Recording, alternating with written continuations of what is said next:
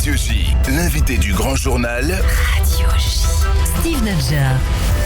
Bonjour Chen Feder et Shana Tova. Bonjour, merci de me recevoir. Et merci d'avoir accepté l'invitation de Radio J. Vous êtes le nouveau porte-parole de l'ambassade d'Israël à Paris. Vous avez pris vos fonctions il y a quelques semaines, succédant à Simon Seroussi. Chen Feder, quel est votre parcours et quelles sont vos premières impressions sur ce que vous découvrez, la France et la communauté juive française ? Alors, je viens du secteur juridique et quand j'étais avocat en Israël et à New York avant de rejoindre le ministère des Affaires étrangères. Oui. Et je suis né et a grandi à Haïfa et j'ai commencé à apprendre le français au collège Alliance à Haïfa. Et pour moi, Paris, c'est... Vous parlez bien le français, là, je le constate avec nos auditeurs. Merci, mais comme vous pouvez l'entendre, le français n'est pas ma langue maternelle. Je travaille dur pour améliorer mon français. Mais tout d'abord, au nom de l'ambassade, je voudrais souhaiter à tous les auditeurs de Radio J, Shana Tova ou Metuka, que cette année soit douce pour chacun d'entre vous. Merci beaucoup, on vous la souhaite également.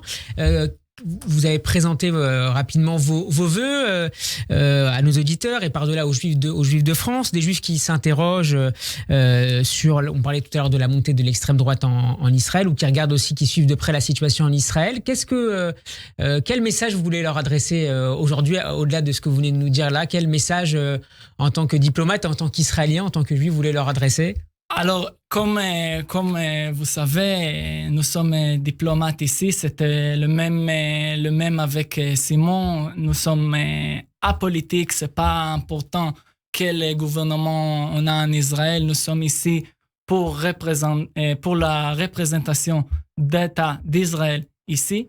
Et je souhaite qu'on peut réussir de renforcer les relations entre la communauté juive ici et nous. Et c'est pour ça, c'est la raison pour laquelle je suis ici. Chen Feder, nous sommes le 15 septembre 2023. Il y a 3 ans, jour pour jour, étaient signés sous l'égide des États-Unis les accords d'Abraham entre Israël, les Émirats arabes unis et Bahreïn. Des accords qu'ont rejoint ensuite le Soudan et le Maroc, dont on reparlera dans quelques instants. Quels sont les résultats diplomatiques et économiques concrets de cet engagement?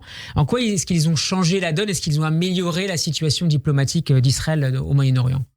Alors, c'est exactement aujourd'hui, dans le 3e anniversaire tombe de l'accord d'Abraham. Ce cadre au Moyen-Orient illustre l'importance de mettre de côté les différences et de choisir plutôt de s'engager dans la coopération, l'acceptation et la croissance mutuelle entre les pays du Moyen-Orient.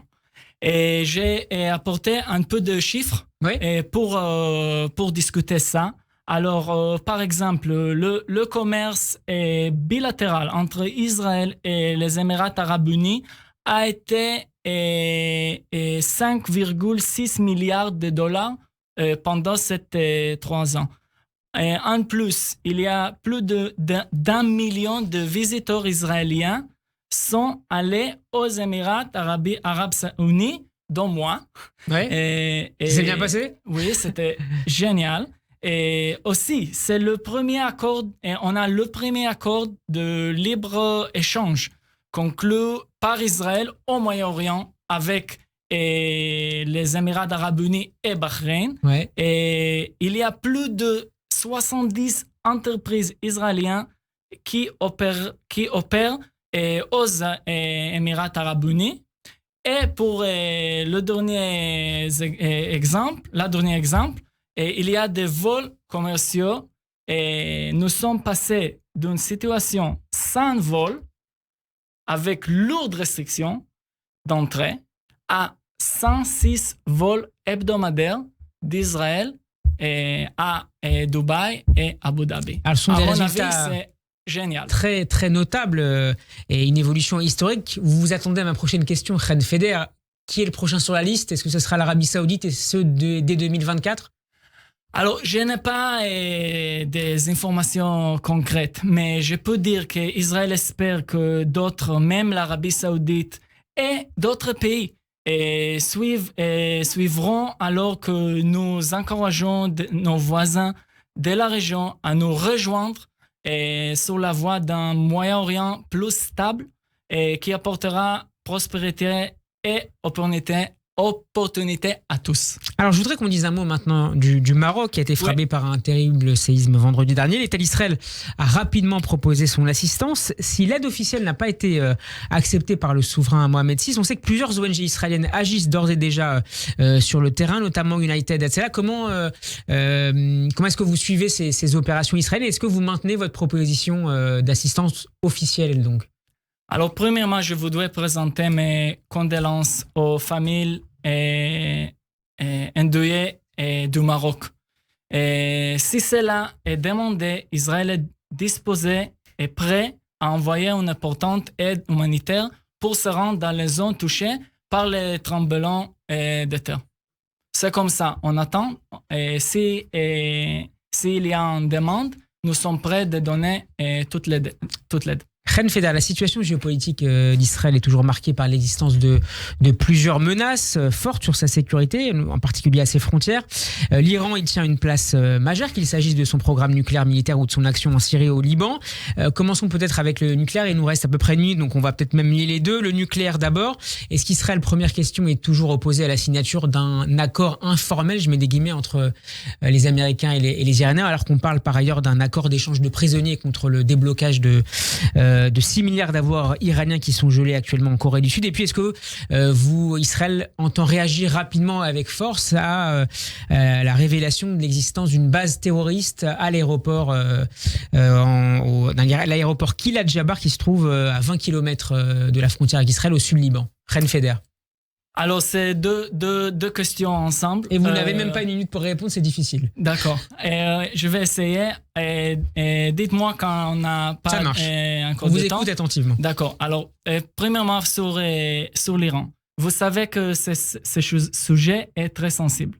Mais au sujet du projet nucléaire iranien, on peut voir que la déclaration commune de la France, de l'Allemagne, du Royaume-Uni et des États-Unis souligne le fait que l'Iran ne respecte pas ses obligations envers la AIEA. L'Agence internationale à l'énergie atomique. Oui, exactement. Et il ne fait aucun doute que l'Iran est la principale cause de l'instabilité dans toute la région. Alors, si on parle d'instabilité dans la région, on peut discuter aussi le Liban. Sur le Liban et Hezbollah, moi, j'ai beaucoup d'expérience puisque jusqu'au mois dernier, j'étais également officier de réserve dans le commandant du nord d'Israël. Et malheureusement, nous constatons qu'à chaque fois, le Hezbollah, soutenu par l'Iran, essaye de rapprocher de plus en plus de la frontière. Cet exemple d'aéroport, ce n'est pas une surprise. C'est seulement un autre exemple. Après, notamment l'affaire des 2 tentes dont on a parlé cet été. Oui. Et je veux pour seulement, terminer, Chen Feder. Oui, et je veux seulement dire que il y a une organisation humanitaire qui s'appelle Vers sans frontières. Ce n'est en réalité qu'un homme sous lequel se cache le Hezbollah. Et c'est pour les auditeurs, je pense que c'est très important. Merci beaucoup, Chen Feder, d'avoir été avec nous. Je rappelle que vous êtes le nouveau porte-parole de l'ambassade d'Israël à Paris. Cet entretien est à retrouver évidemment sur notre site et sur la page YouTube de la radio. Shabbat Shalom, Shana Tova et à très bientôt. Et bienvenue à Paris. Merci beaucoup et Shana Tova.